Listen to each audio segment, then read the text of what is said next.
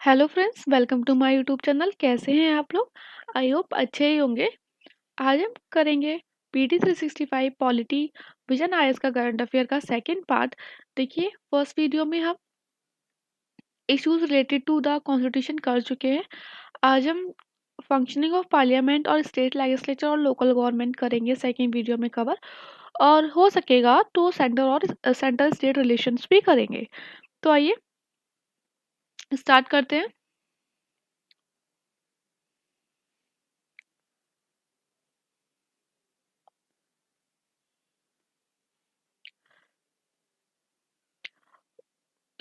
इस टॉपिक में जो फर्स्ट टॉपिक है very important, no confidence motion. देखिए, एग्जाम के पर्पज से बहुत इंपॉर्टेंट है। आप कोई भी एग्जाम दे रहे हो, इस बार बहुत इंपॉर्टेंट है ये टॉपिक।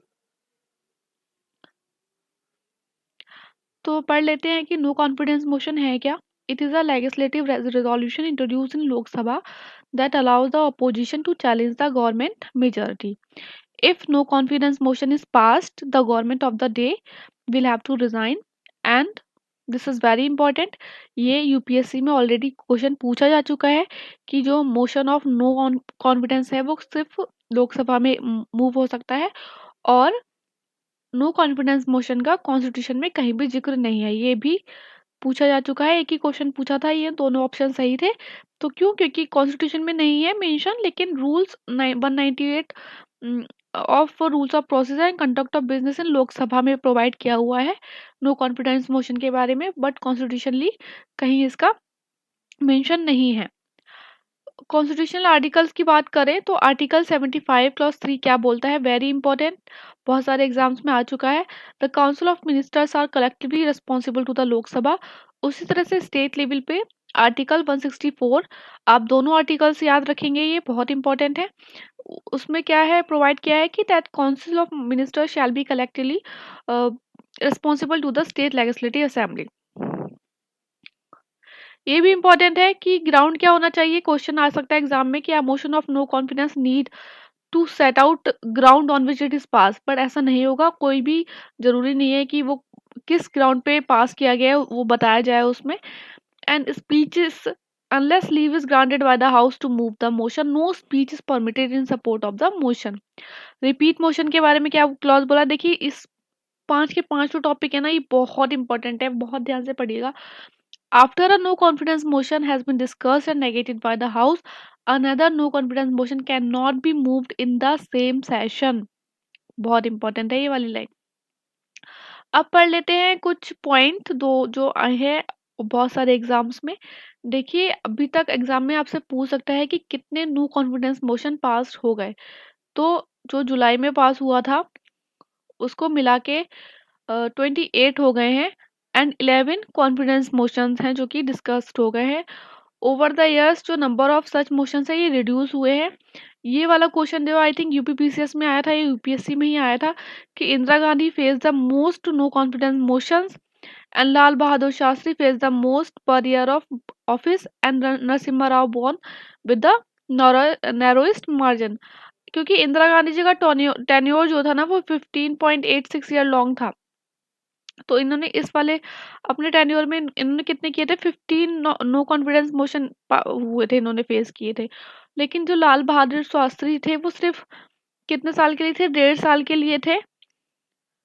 बट इसीलिए बोला जाता है कि face the most per year of office non confidence motion. तो कितने हुए थे, थ्री हुए थे लाल बहादुर शास्त्री और पीवी नरसिम्हा राव दोनों की गवर्नमेंट के टाइम पे 3 नो कॉन्फिडेंस मोशन पास किए गए थे। बहुत इंपॉर्टेंट है ये, आप लोग एज इट इज याद कर लीजिएगा। और हाँ, दिस इज ये भी बहुत इंपॉर्टेंट है, एग्जाम में आ सकता है। जो फर्स्ट नो कॉन्फिडेंस मोशन था वो फर्स्ट लोकसभा के टाइम पे हुआ था, नहीं, जो first no confidence motion pass हुआ था वो थर्ड लोकसभा टेन्योर में हुआ था in 1963 against prime minister Jawaharlal Nehru.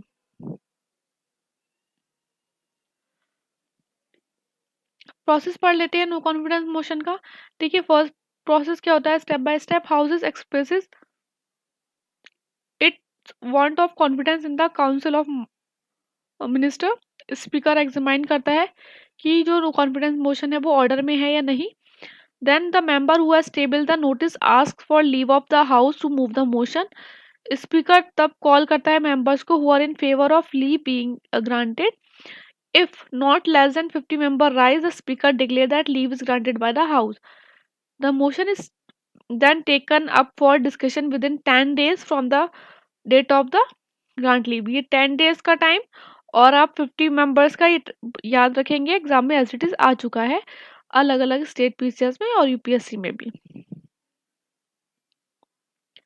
Next topic है parliamentary privileges of law maker. Recently supreme court ने सेटअप किया 7 जज bench headed by the chief justice of India for reconsideration of his 1998 judgment in the PV Narasimha Rao case. क्या था, कोई case होगा 1993 का Jharkhand Mukti Morcha bribery case का, उसके उसमें न्यूज में था. It upheld legal immunity granted to the legislature against criminal prosecution on bribery charge for any speech or vote in parliament as per article 105 for center and 194 for state legislature of the constitution. Parliamentary privilege की बात करें तो क्या provide करता है, legal immunity provide करता है जिसमें जो लेजिस्लेटर्स होते हैं उन्हें ग्रांट की जाती है प्रोटेक्शंस अगेंस्ट द सिविल और criminal liability for certain action. ठीक है, सिविल और क्रिमिनल लाइबिलिटी कुछ एक्शंस के उसमें और statement made in the course of their legislative duties. अगर कोई भी इंडिविजुअल और अथॉरिटी अंडरमाइंस करता है parliamentary privilege of member of the house, उसे क्या बोलते हैं, ब्रीच ऑफ प्रिविलेज बोलते हैं. पार्लियामेंट ने अभी तक कोई भी ऐसी स्पेशल लॉ नहीं बनाई है जो कि कॉडिफाई करे, मतलब एग्जॉस्टिवली कॉडिफाई करे इन सब प्रिविलेजेस को. पार्लियामेंट ही एक सोल अथॉरिटी है to ascertain if there has been a breach और कंटेम्प्ट ऑफ द हाउस. और कोई भी कोर्ट जो है इसके पास पावर नहीं है, किसी भी कोर्ट के पास, सिर्फ पार्लियामेंट ही है, वो ही है soul authority. A member of the house can raise a question involving a breach of privilege with the consent of chairman in the case of Rajya Sabha and or speaker in the case of Lok Sabha or legislative assembly. Privileges किस पे based होती हैं, 5 देखिए exam में आ सकता है कि कोई भी कॉन्स्टिट्यूशनल प्रोविजंस पे बेस्ड नहीं है, या एग्जाम में पूछ सकता है किस किस पे बेस्ड है. देखिए फर्स्ट तो है कि 5 सोर्सेज पे है. तो फर्स्ट है कॉन्स्टिट्यूशनल प्रोविजंस पे, इसमें आर्टिकल 105 बताता है house of parliament and its member and committees के बारे में. आर्टिकल 194 बात करता है इसी स्टेट लेजिस्लेचर्स के बारे में. आर्टिकल 105 क्लॉज 2 बोलता है कि no person shall be liable in respect of the publication of any report, paper, board और प्रोसीडिंग बाय और under the authority of either house और पार्लियामेंट. और सेम जो है सिमिलर प्रोविजन किसके लिए है, स्टेट लेजिस्लेचर्स के लिए है. देखिए freedom of speech in parliament जो है ना, उसके अकॉर्डिंग आर्टिकल 105 क्या बोलता है कि कोई भी मेंबर जो है वो लायबल नहीं है किसी भी प्रोसीडिंग्स की कोर्ट की फॉर एनीथिंग सेड और any vote given by him in parliament और इट कमिटी. तो क्या है, this freedom is subject to the provision of the constitution. Example है आर्टिकल 121 रेस्ट्रिक्ट करता है मेंबर्स को फ्रॉम डिस्कसिंग जजेस court and to the rules and procedures of the parliament under article 118.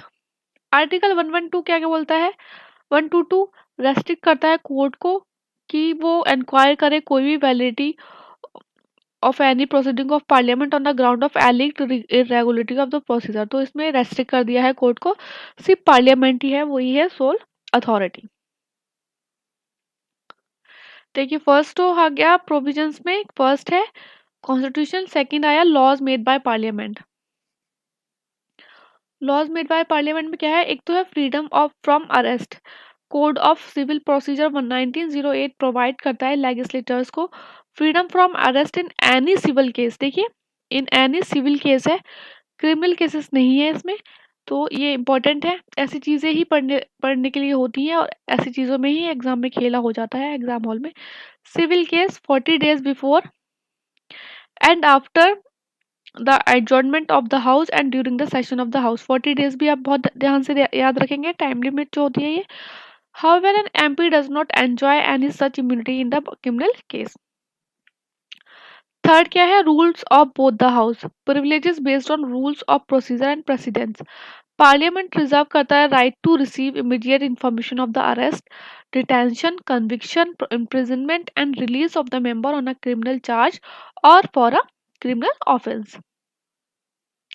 Right to exclude strangers क्या है कि house के पास power होती है और right to exclude strangers from the proceedings, this right is essential for securing free and fair discussion in the house. Important है क्योंकि अभी कुछ टाइम पहले पार्लियामेंट में स्ट्रेंजर्स आ गए थे, तो उसमें बहुत ज़्यादा इशू आ गया था कि ये तो सिक्योरिटी ब्रीच है, तो ये वाला आप ध्यान रखेंगे। अदर सोर्सेज क्या है, parliamentary convention and judicial interpretation. अच्छा, कंटेम्प्ट ऑफ हाउस जो है वो डिफरेंट होता है from the breach of privilege. Contempt of house क्या होता है, इट इज एन एक्ट और omission which obstruct or has a tendency to obstruct either house of parliament or its member official in the performance of the function, उसे बोलते हैं contempt of house. Parliament इसमें भी sole authority है to ascertain if there has been a breach और court contempt of the house, और कोई भी कोर्ट नहीं कर सकती इसमें interfere. House can commit an offender to custody or prison for contempt for the period limited to the duration of the house session. अगर case में MP found guilty, he can be suspended from the house और face expansion. अभी recently बहुत सारे MPs को जो है वो कर दिया गया था, एक्सपेल कर दिया गया था, सस्पेंड कर दिया गया था प्रोसीडिंग से। तो ये वाली जो टॉपिक है ना, ये बहुत इंपॉर्टेंट है। प्रिविलेज कमेटी के बारे में पढ़ लेते हैं एक बार। It is a parliamentary standing committee present in both house of parliament. कितने कितने मेंबर्स होते हैं, 15 मेंबर्स होते हैं लोकसभा में, और 10 होते हैं इन केस ऑफ राज्यसभा, जिन्हें कौन नॉमिनेट करता है, स्पीकर, और चेयरमैन करता है इन केस ऑफ राज्यसभा। याद रखेंगे, 15 होते हैं लोकसभा में और 10 होते हैं राज्यसभा में। की फंक्शन क्या है, इन्वेस्टिगेट करना questions involving the breach of privilege of house और members as refer to it by presiding officer of house. कौन होता है presiding officer of house, speaker in case of the Lok Sabha and chairman in case of Rajya Sabha. देखिए, जो हम बोल रहे थे कि एक्सपेल्शन हुआ है लॉ मेकर्स का, तो उसके बारे में पढ़ लेते हैं। Lok Sabha has expelled one of its members accused of accepting gifts and illegal gratification based on the ethics committee report. सबसे पहले पढ़ते हैं कि एथिक्स कमिटी ऑफ लोकसभा क्या है। इसमें कितने मेंबर्स होते हैं, 15 होते हैं, जिन्हें नॉमिनेट कौन करता है, स्पीकर करता है। उनका टर्म क्या उतना कितना होता है, 1 ईयर का होता है सब लोगों का टर्म। फंक्शन है to examine and complain related to the unethical conduct of a member referred to it by the speaker, make recommendations and formulate a code of conduct for members, suggest करना amendment to the code of conduct। First ethic committee of Lok Sabha कब हुई थी, 2000 में बनी थी, और राज्यसभा की पहले बन गई थी 1997 में। पढ़ लेते हैं expulsion of law makers in India के बारे में। It can be done on a constitutional basis पे भी कर सकते हैं और लीगल बेसिस पे भी कर सकते हैं। कॉन्स्टिट्यूशनल बेसिस क्या है एक्सपेल्शन का, एक एमपी को अगर फाउंड किया गया कि वो गिल्टी है ब्रीच ऑफ प्रिविलेज और कंटेम्प्ट ऑफ हाउस का, तो उसे सस्पेंड कर सकते हैं हाउस से। अ सिंपल मेजोरिटी चाहिए होती है इस केस में, ठीक है। Needed to pass a motion for expulsion in each house. Further, involvement of the ethics committee is not always necessary for expulsion. Important है, एग्जाम में आ सकता है, पूछ सकते हैं इस तरीके से कि involvement of ethics committee is always necessary for the expulsion, तो जरूरी नहीं है। सेकंड है लीगल बेसिस क्या होना चाहिए suspension and expulsion of MPs का। To ensure smooth proceedings and maintain order, presiding officer of the house has a power to force a member to withdraw from the house. In cases of extreme misconduct, the house may expel a member to rid the house of a person who are unfit for membership. Rules of procedure and conduct of business related to the suspension in Lok Sabha and Rajya Sabha. तो देखिए लोकसभा में क्या है rule था, इस तरीके से आपको पढ़ने की जरूरत नहीं है कि रूल 373 क्या बोलता है, रूल 374 क्या बोलता है, बट हाँ ये पॉइंट्स हम देख लेंगे। लोकसभा में क्या है, एम्पावर करता है प्रेसाइडिंग ऑफिसर को to order an MP to withdraw during the reminder of the day's sitting. While in Rajya Sabha कौन करेगा, ऑब्वियसली बात है chairman to direct any member to withdraw immediately from the house for disorderly conduct. Chairman कौन होते हैं राज्यसभा के, हमारे vice president होते हैं, ठीक है। और लोकसभा के रूल्स में क्या है कि it allows to suspend the MP for a period not exceeding the remainder of the session, while in Rajya Sabha, House may adopt a motion suspending the member disregarding chair's authority or abusing the rule for a period not exceeding the remainder of the session। इसमें भी यही same है, but इसमें जो different point है ये वाला है, ये इंपॉर्टेंट पॉइंट है, हम ध्यान से देखेंगे। ये बोलता है कि speaker to name an MP who will then automatically stand suspended for 5 days or the remaining part of the session whichever is less।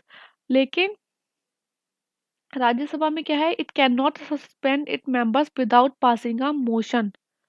Important है ये वाला पॉइंट, हम देख लेंगे, ठीक है।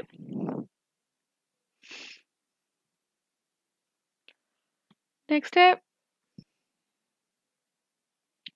आर्टिकल 122 ऑफ द कॉन्स्टिट्यूशन, क्या बोलता है, it says the parliamentary proceedings including those related to the expulsion can not be question by the judiciary, ठीक है। ऐसे ही पॉइंट्स में हम लोग फंसते हैं और ऐसे ही पूछा जाता है एग्जाम में। It can not be question by the judiciary although the court have intervene. तो ये क्वेश्चन तो नहीं किया जा सकता, लेकिन हाँ कोर्ट ने कुछ केसेस में किया है intervene.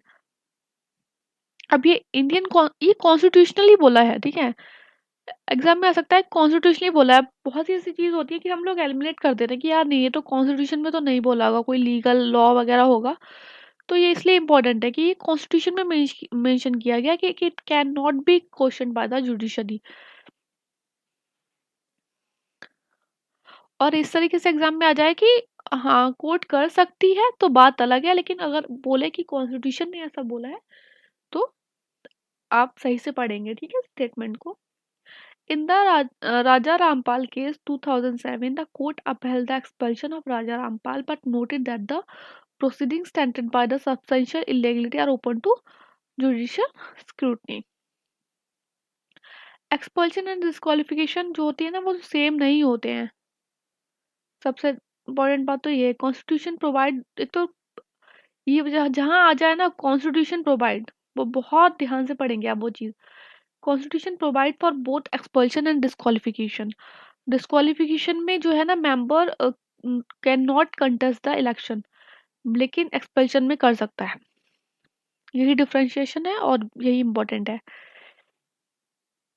Disqualification of law maker, जो रिप्रेजेंटेशन ऑफ पीपल एक्ट है 1951 under section 8, a law maker is disqualified for the period of imprisonment and a further 6 year if sentence for the 2 year और मोर in prison.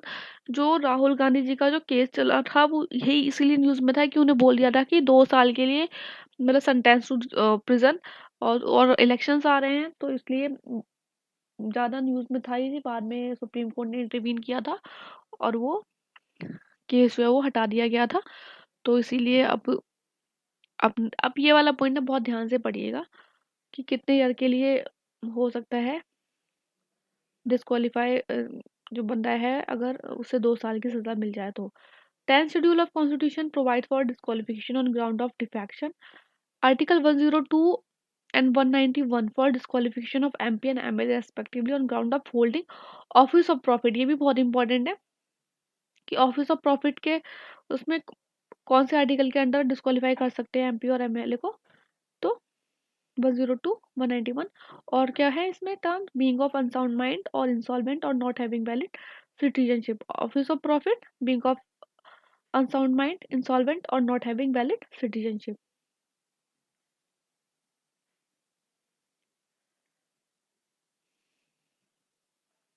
अब पढ़ते हैं anti defection law के बारे में। महाराष्ट्र के जो स्पीकर हैं उन्होंने डिसमिस कर दी और petition seeking the disqualification of MLA under anti defection law सबसे इम्पोर्टेंट पॉइंट जो है वो तो यही है कि एंटी डिफेक्शन लॉ इंक्लूड की गई है 10th शेड्यूल में by the 52nd amendment act जो कब आया था 1985। बहुत इंपॉर्टेंट है ये, ठीक है, वर्ड टू वर्ड आप लोग रट लेंगे इसको। Any question regarding disqualification arousing out of defection is to be decided by the presiding officer of the house. ठीक है, डिस्क्वालिफिकेशन कैसे हो सकता है? अगर एक मेंबर अपनी जो पार्टी की मेंबरशिप है वॉलंटरी गिव अप कर दे, votes abstains to vote in the house contrary to the direction issued by his political party, and the such act has been condemned by the party within 15 days। 15 days के अंदर party जो action ले ले। और कोई independent member जो है वो डिस्क्वालीफाई तब हो सकता है अगर कोई कल पार्टी ज्वाइन कर ले after such an election. A nominated member become disqualified if she or she joins any political party after the expiry of 6 months from the date on which he take a seat। एक exception भी है, exception है तो हम बहुत ध्यान से पढ़ेंगे ये, कि लॉ ने अलाउ किए है पॉलिटिकल पार्टी को, अगर a political party to merge with or into another party provide that 2/3 of its legislature are in favor, तो कोई डिस्क्वालिफिकेशन नहीं होगा। If a person is elected as a speaker of Lok Sabha, deputy speaker and deputy chairman of Rajya Sabha, then he could resign from his office from his party and rejoin the party once he deemed the post। ये बहुत important point है कि इन ये तीनों लोग जो है, Lok Sabha speaker, deputy chairman of Rajya Sabha, इसमें देखिए चेयरमैन ऑफ राज्यसभा नहीं है, डिप्यूटी चेयरमैन है, ठीक है। Then he could resign from his party, और फिर रिज्वाइन भी कर सकते हैं पार्टी को आफ्टर जो उनकी जब वो पोस्ट से हट जाएं तब। Presently, the law does not provide a time limit within which the presiding officer have to decide on the anti-defection case। लेकिन हाँ, कुछ जुडिशियल केसेस में उन्होंने टाइम लिमिट दी थी। देखिए, एक तो फर्स्ट जो केस है ना, ये हम ये वाला याद रखेंगे कि हो तो होलोहन वर्सेस जो भी केस है, नाम है इनका, 1992 केस है। इसमें उन्होंने सुप्रीम कोर्ट ने बोला था कि जो स्पीकर डिसीजन है एंटी डिफेक्शन लॉ में is subject to judicial review. Important है। सेकंड जो केस है कैशम मेगा चंद्र सिंह का, उसमें एससी ने बोला कि डिस्क्वालिफाइड पिटीशन जो है अंडर अंडर 10th शेड्यूल वो कितने टाइम में नॉर्मली डिसाइड हो जानी चाहिए, within the period of 3 months date of their filing from the date of their filing. Supreme Court also noted that the issue of partisan behavior on the part of speaker due to their political alliances and suggested a permanent tribunal to decide cases under the 10th schedule।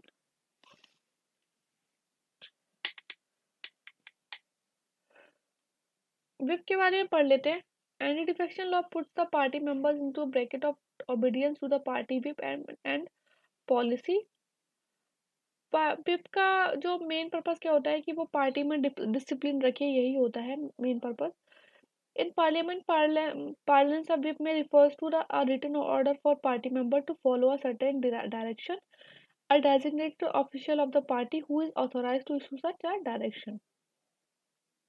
जो term जो originate हुआ है from the British practice of dipping in law makers to follow the party line. Next है ordinance making power of president and governor. ये भी important है। देखिए polity में क्या रहता है ना कि अगर आपने अच्छे से स्टैटिक पोर्शन करा हुआ है इसका, जो भी आप कर रहे हो, कबर कबर लक्ष्मीकांत है या एनसीईआरटी जो भी है, तो आपको पॉलिटी में करंट अफेयर्स ना बहुत कम मिलेगा, मतलब क्योंकि वो क्या होता है ना, करंट अफेयर्स से कुछ लिंक हो, जैसे कोई ऑर्डिनेंस चीज हुई उसके बाद पूरा आपको ऑर्डिनेंस के बारे में पढ़ा देंगे, करंट अफेयर में यही आता है, ठीक है। इसीलिए पॉलिटी का कुछ बच्चे तो पढ़ते भी नहीं है, बोलते हैं कि अगर हमने स्टैटिक उन्हें बहुत अच्छा आता होगा तो बोलते थे कि ठीक है कर लेंगे। अभी रिसेंट एक एनालाइज हुआ है, showed that the number of ordinance issued by the president has dropped since 2019। 2022 में फर्स्ट टाइम हुआ 59 इयर्स में कि नो ऑर्डिनेंस वर प्रोमulgated। ऑर्डिनेंस मेकिंग पावर जो है प्रेसिडेंट और गवर्नर की पढ़ देख लेते हैं। देखिए ऑर्डिनेंसेस क्या होता है, ऑर्डिनेंस टेम्पररी लॉज होती हैं जो कि इशूड की जाती हैं प्रेसिडेंट के द्वारा व्हेन पार्लियामेंट जो है ना सेशन में नहीं हो। और power of to promulgate the ordinance कहाँ से ट्रेस किया जा सकती है? इंडियन काउंसिल एक्ट 1861 में हुआ था सबसे पहले, तो ठीक है, कि गवर्नर को पावर दे दी गई थी कि वो ऑर्डिनेंस कर सकता है। And the government of India act 1909 and government India act 1935, ये बहुत इंपॉर्टेंट है, ये वाला एक्ट एग्जाम में और भी पूछ सकता है कि इससे भी हमने ट्रेस किया है, ठीक है। The ordinance is listed under article 123, power of president to promulgate ordinance during recess of parliament, and article 213, power of government to promulgate ordinance during recess of legislature. These promulgated ordinance have the same force and effect as an act of legislature, ठीक है, same effect और force रहेगा जो कि अगर parliament session में होती तो उनका होता, जो भी डिसीजन लिए गए, लेकिन टेम्पररी नेचर में होगा इनका।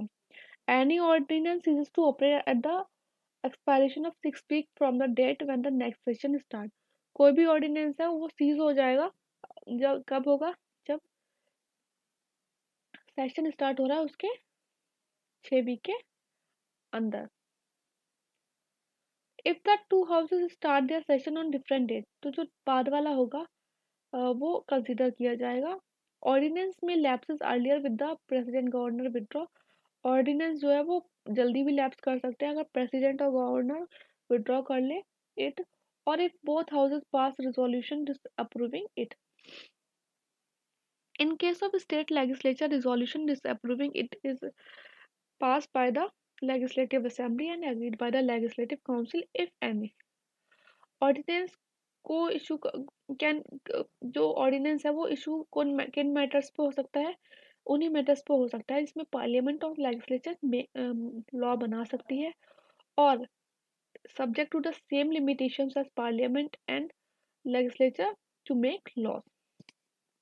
कोई अलग से प्रेसिडेंट और गवर्नर लॉ नहीं बना सकते, उन्हीं इश्यूज पे बना सकते हैं जिसपे पार्लियामेंट और लेजिस्लेचर बना सकता है, और वही लिमिटेशंस उस पर लागू होंगी जो कि होती अगर पार्लियामेंट और लेजिस्लेचर लॉ बनाता तब।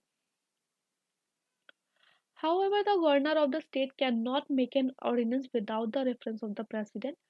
देखिए, गवर्नर वैसे तो कर सकता है ऑर्डिनेंस, लेकिन कुछ केसेस है जिसमें वो प्रेसिडेंट के रेफरेंस के बिना नहीं कर सकता ऑर्डिनेंस, जैसे कि if the bill containing similar provision would have required the prior section of the president for introduction in the assembly, और if the governor would have deemed it necessary to reserve a bill containing similar provision for the consideration of the president, if an act of the state legislature containing the same provision would have been invalid without receiving the president assent। Ordinance से related जो case है वो देखिए important है। एक तो Cooper case है, इसमें बोला था अपेक्स कोर्ट ने that president decision should be challenge on the ground of that immediate action was not required and the ordinance had been pass primarily to bypass debate and discussion in the ledger. देखिए क्या हो रहा था कि कुछ जो president और governor थे ना, कुछ कुछ वो बहुत ज़्यादा ऑर्डिनेंस पास कर रहे थे, इसलिए कोर्ट ने ये बोला कि चैलेंज किया जा सकता है। ऐसा नहीं कि वो लोग कोई भी ज़रूरत भी नहीं है फिर भी ऑर्डिनेंस पास कर रहे हैं, तो इमीडिएट एक्शन नहीं चाहिए था ऐसे ऑर्डिनेंस पे, फिर भी लिया गया। इस बेसिस पर उनका जुडिशियल रिव्यू हो सकता है और उन्हें चैलेंज किया जा सकता है उन ऑर्डिनेंसेस को। DC Wadhwa versus state of Bihar ने क्या बोला?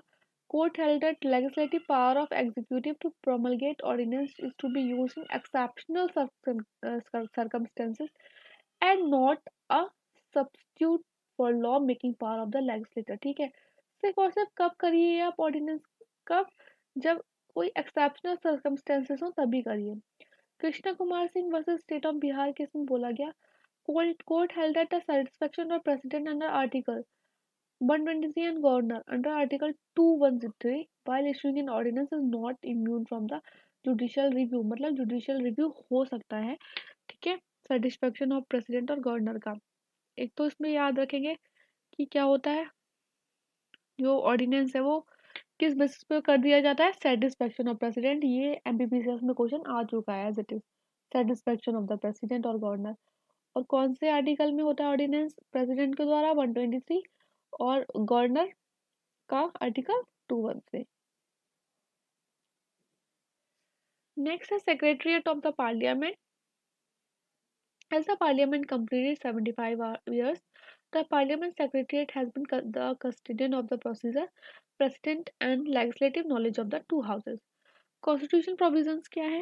Article 19 बोलता है कि each house of parliament shall have a separate secretarial staff, ठीक है? And parliament may by law regulate the recruitment, conditions of service of person appointed to the secretarial staff of either house. However, so far no such law has been passed. It also allows the creation of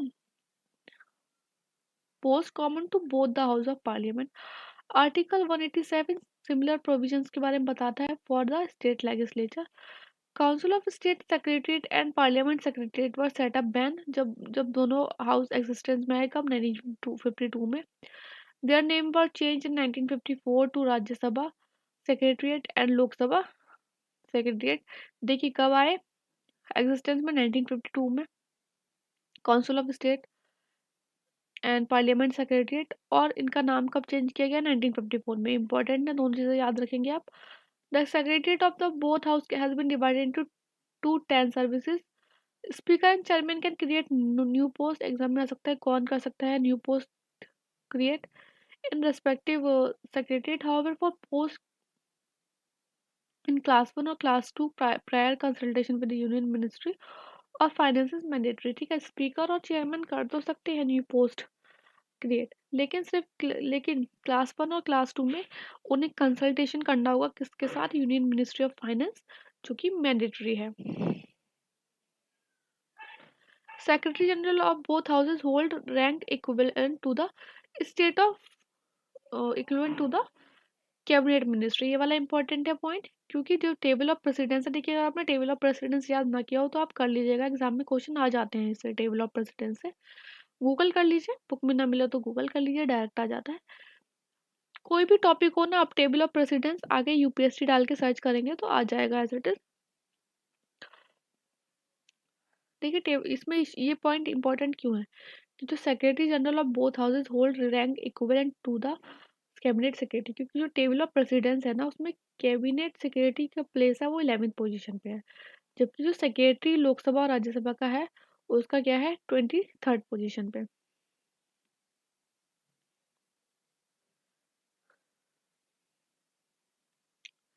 Lok Sabha secretariat की बात करें तो speaker जो होता है लोकसभा का wasted with the ultimate guidance and control over the secretariat, बल्कि जबकि राज्यसभा में किसके पास होता है? चेयरमैन के पास होता है.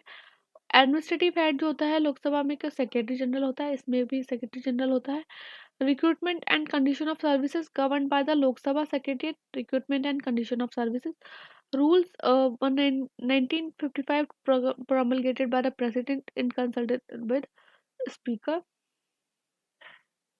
इसमें भी, बट इसमें क्या है? स्पीकर की जगह क्या हो जाएगा? चेयरमैन हो जाएगा. Next is very important, democratic decentralisation in India. देखिए बहुत इंपॉर्टेंट है, यूपीएससी में भी आता है 1-2 क्वेश्चन, और स्टेट प्रीसेस में तो कोई लिमिट ही नहीं है भाई, कभी 6 क्वेश्चन दे देते हैं, कभी 5 दे देते हैं, कभी 4 दे देते हैं, तो इसलिए इम्पोर्टेंट है. सबसे पहले तो है कि एक्ट कौन सा है? 73rd and 74th amendment act. As it is देखिए दिया हुआ है डिफ्रेंसिएशन, बहुत इंपॉर्टेंट है, बहुत ज़्यादा इंपॉर्टेंट है भाई, इसको ना रट लो भाई बैठ के. ठीक है, 73rd कॉन्स्टिट्यूशनल अमेंडमेंट एक्ट 1992 क्या किया इसने? पंचायती राज इंस्टीट्यूशन को कॉन्स्टिट्यूशनलाइज किया, जबकि 74th कॉन्स्टिट्यूशनल अमेंडमेंट एक्ट में अर्बन लोकल गवर्नमेंट को किया. पंचायती राज इंस्टीट्यूशन, इस वाले जो 73rd कॉन्स्टिट्यूशनल अमेंडमेंट था इसमें क्या किया? एक न्यू किया पार्ट ऐड, जो कि था part 9th of the constitution. और प्रोविजंस क्या थे? आर्टिकल 243 टू 243O और 11 देखिए part 9th 11th schedule. And कितने आइटम्स थे इसमें? पंचायत में 29 फंक्शनल आइटम, तीनों चीज़ है, और आर्टिकल भी 4 पॉइंट है. रट लेना आप लोग। ने इसमें है 74th कॉन्स्टिट्यूशन अमेंडमेंट एक्ट में कि it added part 9A 9B जो है वो कोऑपरेटिव सोसाइटी का है, ठीक। 9A article 243B to 243ZJ added 12th schedule and 18th functional item of municipalities. तो ये पॉइंट बहुत ज़्यादा इंपॉर्टेंट है। स्टेप्स कौन कौन से लिए गए हैं स्ट्रेंथन करने के लिए पीआरआई इन इंडिया? एक तो राष्ट्रीय ग्राम स्वराज अभियान चलाया गया था for developing and strengthening the capacity of PRI. देखिए इतना ज़्यादा वो करने की ज़रूरत नहीं है, बस आपको पता होना चाहिए कौन कौन से स्टेप्स लिए गए हैं। एक तो राष्ट्रीय ग्राम स्वराज अभियान है, एक ई ग्राम स्वराज है, ई से आप याद रखिए वेब बेस्ड पोर्टल है, जिससे कि जो ग्राम पंचायत का फंक्शंस है उसे प्लानिंग वगैरह की जाए उसमें। पीपल प्लान कैंपेन, सबकी योजना सबकी विकास। बैकवर्ड रीजन ग्रांट फंड, ये देख लीजिएगा। इसमें इम्पोर्टेंट जो है वो है स्वामित्व स्कीम। स्वामित्व की फुल फॉर्म है सर्वे ऑफ विलेजेस आबादी and mapping with improvise technology in village area. ये पंचायती राज की स्कीम है, ठीक है, पंचायती राज उसकी डिपार्टमेंट की। और इसे अभी रिसेंटली क्या मिला है, national award for e governance 2023 gold for application of emerging technology for providing citizen centric service. तो इसलिए इम्पोर्टेंट है ये वाली स्कीम। ये जो है ना, ये वाला जो टेबल है आप बहुत अच्छे से याद करना, एसडीज एग्जाम में आता है, खासकर यूपीपीसीएस में तो आता ही आता है, डेट के साथ आता है। और यूपीएससी में भी क्रोनोलॉजी पूछ लेते हैं और पूछ लेते हैं कि कौन सी कमेटी है वो पंचायती राज से रिलेटेड है, कौन सी नहीं है, ठीक है। तो देखिए इस तरीके से आप याद कीजिए, कुछ भी बनाइए इसका, बट इस एसिडिटीज याद कर लीजिए। Balwant Rai Mehta committee 1957, Ashok Mehta 1977, C H Hanumantha Rao working group 1983, then GVK Rao committee 1985, L M Singhvi committee 1986 and Thungon committee 1988।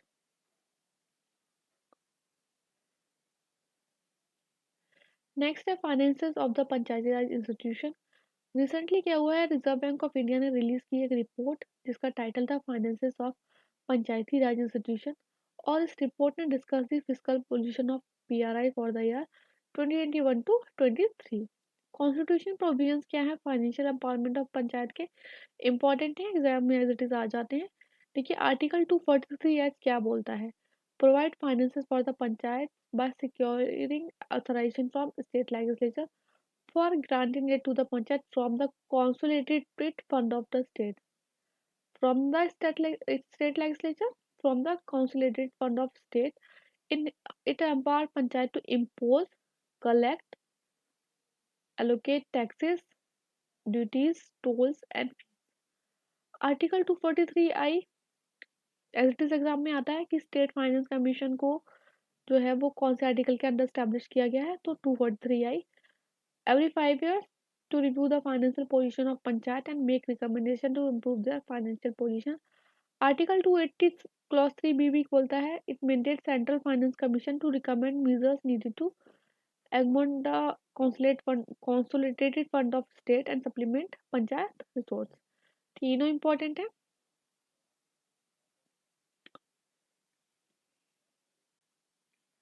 Next आता है सोर्सेज क्या है पंचायती राज इंस्टीट्यूशन के। देखिए एक तो उनका अपना internal own resource of revenue होता है, जैसे कि टैक्स रेवेन्यू हो गया, property tax on land other than agriculture land, ठीक है, अगर अदर देन एग्रीकल्चर लैंड और बिल्डिंग और both, taxes on duties and commodities service tax, taxes on corporation rates etcetera. और नॉन टैक्स रेवेन्यू हो गया जैसे कि मार्केट फीस हो गई on person exporting good for sale in Panchayati रेजा, फी on registration of cattle sold within panchayat area etcetera. Next source है इसका transfer of fund from central finance commission, state finance commission, जो भी ट्रांसफर फंड होते हैं transfer इनसे, जैसे टाइड ग्रांट्स हो गए, टाइड ग्रांट्स हो गए, परफॉर्मेंस बेस्ड ग्रांट्स हो गए के परफॉर्म कर रहा है उसके बेसिस पे, और स्पेशल कैटेगरी ग्रांट्स हो गए। अदर सोर्सेज होते हैं जैसे transfer from central government and state government under different scheme, जैसे मनरेगा हो गया, प्रधानमंत्री आवास योजना हो गया, संसद आदर्श ग्राम योजना हो गया, and grant from international bodies like world bank etcetera. Next है capacity building of urban local bodies. Recently क्या हुआ कि capacity building commission in collaboration with the Mahua is Ministry of Housing, Urban and Affairs, organized a national workshop on capacity building of urban local bodies to foster a unified approach to capacity building of ULBs across India. Capacity building commission है क्या? देखिए इसका कहाँ से हुआ, constitution through the gazette of India in 2021। About इसके बारे में पढ़ें तो it is established as an independent body with complete executive and financial autonomy. ठीक है, एग्जाम में आ सकता है कि कोई भी फाइनेंशियल ऑटोनॉमी नहीं है, हालांकि इनको एग्जीक्यूटिव ऑटोनॉमी है। तो इस तरीके से हमें देखना होता है क्वेश्चन को। It is key component of national programme for civil services capacity building, that is mission Karmayogi, service by department of personnel and training. Purpose क्या है? To build credibility and shape up uniform approach to capacity building on a collaborative and co sharing basis. Composition क्या है इसका? एक chairman होगा और 2 members होंगे, supported by an internal secretariat headed by secretary in the grade of joint secretary. Function, मुझे पता नहीं क्यों लग रहा है कि ये इसमें से क्वेश्चन आ सकता है, तो आप ध्यान से पढ़ लीजिएगा इसको। Coordinate with the Department of Government for evolving a harmonious desoiled approach to improve capacity and build shared resources. Prepare annual HR report on health of civil services. Undertake audit of human resources available in government and assess the outcome of capacity building efforts. और ज़्यादा कुछ पढ़ने की ज़रूरत नहीं है इसमें। हाँ, और इसमें देखिए अब हम पढ़ चुके हैं ऑलरेडी अर्बन लोकल बॉडीज़ के बारे में।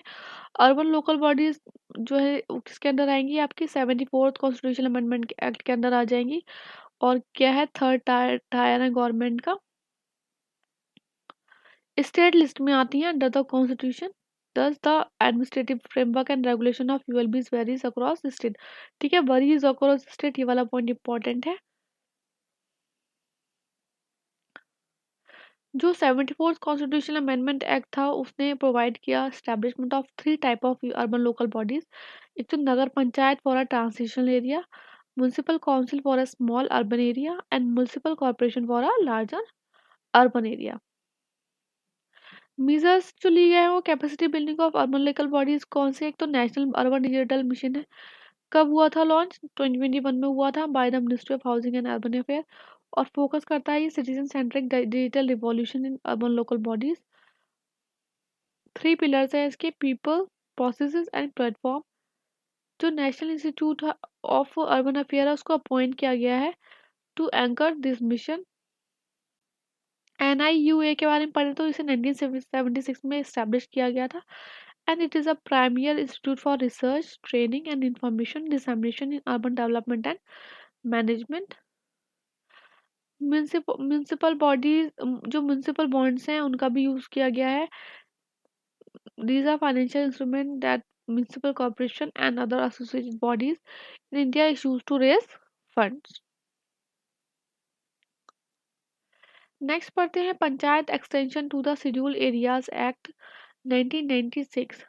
सबसे इम्पोर्टेंट तो ये है कि इसको बोलते हैं पेसा। पेसा जो एक्ट है वो कब आया? 1996 में आया। किसकी रिकमेंडेशन पे आया?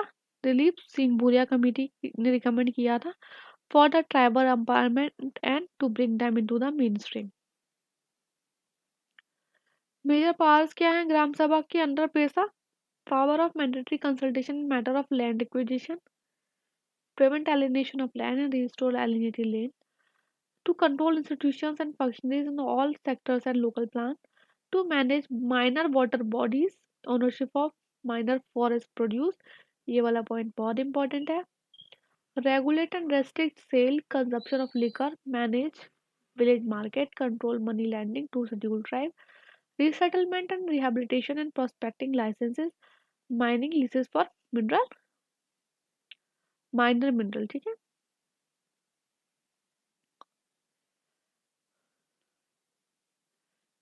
पैसा, देखिए पैसा के बारे में हम पढ़ा और फिर पैसा क्या करता है? Provide extension of provision of part 9th of constitution. Part 9th ध्यान रखेंगे, शेड्यूल 5 एग्जाम में एज इट इज यूपीएससी में भी पूछा जा चुका है ये क्वेश्चन। देखिए जरूरी नहीं है कि यूपीएससी में बहुत टफ क्वेश्चन आएंगे, वन लाइनर क्वेश्चन भी आ जाते हैं। इसलिए part, schedule, fundamental right, DPSP, fundamental duties, ये आपको रट्टा होना चाहिए बिल्कुल। तो related to the panchayat, to the schedule area of 10 state, कितने एरिया, कितने हैं शेड्यूल एरियाज में? 10 स्टेट है। Under article 244 read with schedule 5। Exam में आ जाता है कि जो पेसा एक्ट है ना, वो कौन से शेड्यूल के लोगों, मतलब एरियाज पे लगता है, शेड्यूल एरियाज पे लगता है। तो शेड्यूल 5 पे लगता है। PESA empower the state legislature to frame law is in this regard. आप चाहें तो ये 10 स्टेट के नाम याद रख सकते हैं। इसमें 8 स्टेट जो है एक्सेप्ट झारखंड एंड उड़ीसा, इन्होंने फ्रेम कर दिए थे, जो नोटिफाई कर दिए थे स्टेट पेसा रूल। और अभी न्यूज़ में है कि झारखंड ने भी कर दिया है इशू कि पेसा एक्ट के ड्राफ्ट रूल करो for public consultation. Ministry of Panchayati Raj जो है वो नोडल मिनिस्ट्री है for the implementation of provision of PESA in state. Exam में आ जाएगा कि कौन है इसमें nodal ministry for the implementation of provisions. तो मिनिस्ट्री ऑफ पंचायती राज है। और पेसा को क्या बोलते हैं? पेसा एक्ट को कॉन्स्टिट्यूशन विद इन कॉन्स्टिट्यूशन भी बोलते हैं। हर एक लाइन इंपॉर्टेंट है। और अदर फीचर्स क्या है पेसा एक्ट की? Conformity with the customary law, state legislation on panchayat shall be in conformity with customary law, social and religious practices and traditional management practices of community resources। ग्राम सभा का क्या है कि every village shall have ग्राम सभा consisting of person whose names are, ठीक है, हर एक village में ग्राम सभा होगी जिसमें पर्सन होंगे जो कि इंक्लूड कहा है electoral roll for panchayat at village level. Role and responsibilities क्या है ग्राम सभा की?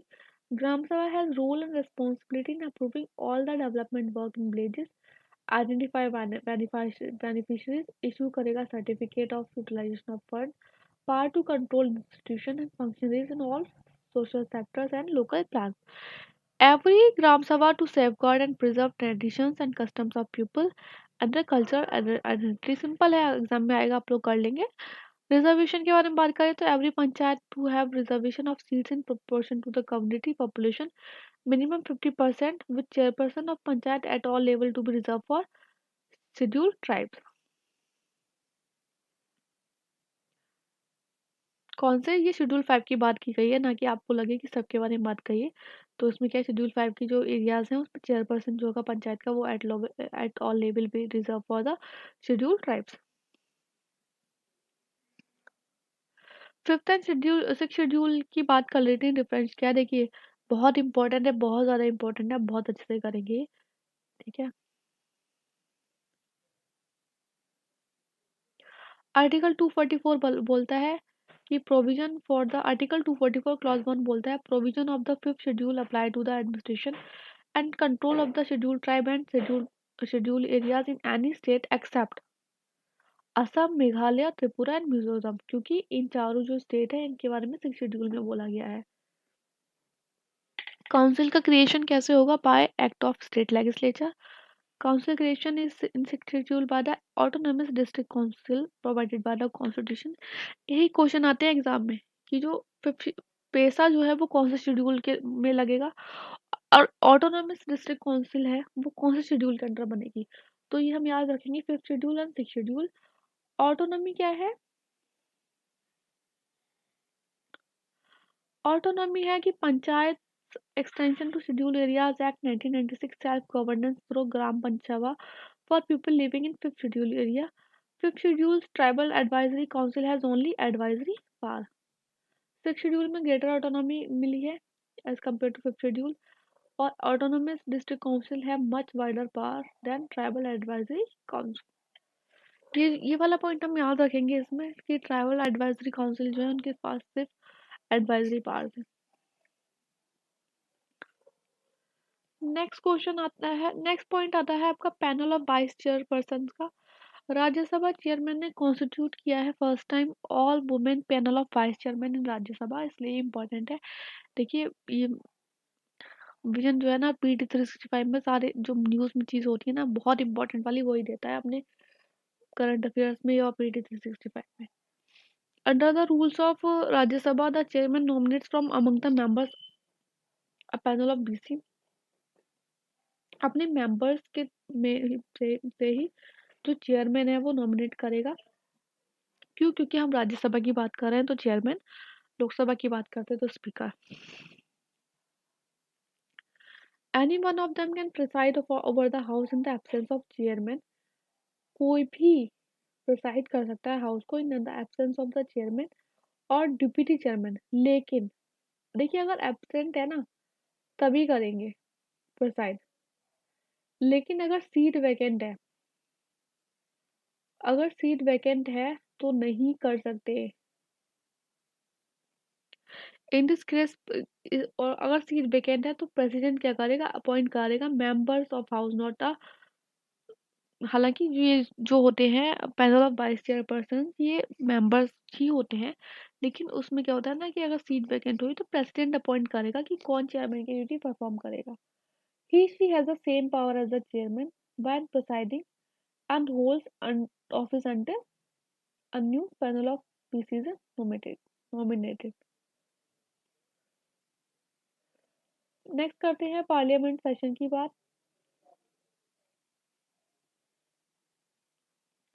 The constitution of India does not mention the term special session.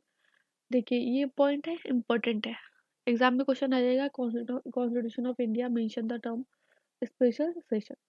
Term sometime refers to session government has convene for specific occasion. Article 85 mandate करता है parliament को मिलना चाहिए कम से कम साल में 2 बार, और जो गैप होना चाहिए सेशन का वो कितना होना चाहिए? 6 महीने से ज़्यादा नहीं होना चाहिए। By convention parliament meet for 3 session in a year. कम से कम दो बार, और पार्लियामेंट मिलती कितनी बार है? 3 बार। However the provision does not prevent the summoning of parliament more often, and these extra sessions are referred to as special session. The Cabinet Committee on Parliamentary Affairs determine the date and duration of parliamentary session. Exam में question आ सकता है कि speaker करता है या chairman करता है date and duration of parliamentary session, तो कौन करेगा? कैबिनेट कमेटी करती है, कोई पर्टिकुलर इंडिविजुअल नहीं करता है, कमेटी के थ्रू होता है। The president then summons MPs for the session. Next is immunity for the president. Supreme court ने हेल्ड किया that government can not claim immunity from application of law to a contract merely because one of the parties to it is the president. Supreme court ने कहा article 299 में the contract जो है made by the union और state in name of president governor, वो government को power नहीं देता है कि वो ब्रेक करे स्टैट्यूटरी लॉ। देखिए, आर्टिकल जो 361 है वो क्या बोलता है? उसने प्रेसिडेंट और गवर्नर को कुछ इम्यूनिटीज प्रोवाइड की हुई हैं। वो क्या प्रोवाइड की हैं कि प्रेसिडेंट और governor are immune from the court scrutiny for their action and duties in the office. Conduct of the president can be reviewed only if the House of Parliament designate court or tribunal or any other body to investigate the charges under Article 61। Article 61 क्या है? Impeachment of president। ठीक है।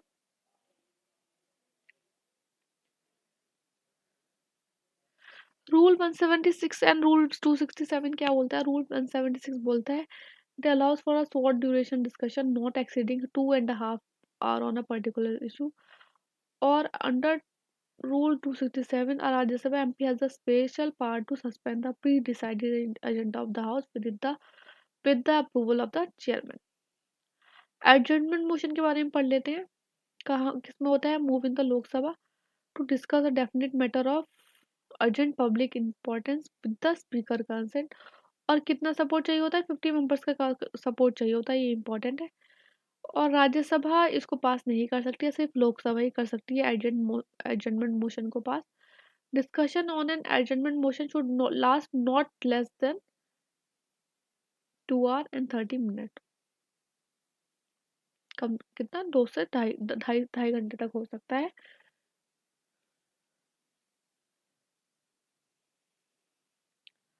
Subordinate legislature और delegated legislation, इसमें इतना कुछ important नहीं है। पार्लियामेंट सिक्योरिटी ब्रिज अभी रिसेंटली क्या हुआ? कुछ लोग घुस गए थे, तो पार्लियामेंट सिक्योरिटी ब्रीच हो गई थी। और रेस्ट्रिक्टेड एक्सेस क्या है पार्लियामेंट की, इसके कुछ रूल पढ़ लेते हैं। Rules of procedure and conduct of business in Lok Sabha deals the admission withdrawal and removal of stranger. उसने पावर दिया स्पीकर को whenever it thinks fit may order the withdrawal of stranger from any part of the house. Visitors to parliament need security clearance from the parliamentarian. Sarpanch पति अभी कोई state में याद नहीं आ रहा मुझे, वहाँ पे क्या है कुछ पेनल्टी पड़ी है क्योंकि जो अ, सरपंच था ना, सरपंच महिला थी वहाँ की, लेकिन जो ड्यूटीज परफॉर्म कर रहे थे वो कर रहे थे उनके हस्बैंड, इसलिए ये न्यूज़ में है ये वाला पॉइंट। सरपंच पति और प्रधानमंत्री refer to practice of husband act as a proxy for elected women and wield the actual political decision making power. Women reservation बात करें तो पीआरआई में कि 73rd कॉन्स्टिट्यूशनल अमेंडमेंट क्या बोलता है कि 1/3 जो होती है होनी चाहिए सीट्स पीआरआई में, और 1/3 office of chairman at all level of PRI reserve for women. और ये आर्टिकल बहुत इंपॉर्टेंट है, article 243D। Many state like Bihar, Kerala, Maharashtra, Orissa, Rajasthan etcetera have made legal provision for 50% of women as per women. ये इतना important नहीं है, बस आप ये वाला पॉइंट याद रखिएगा, ठीक है।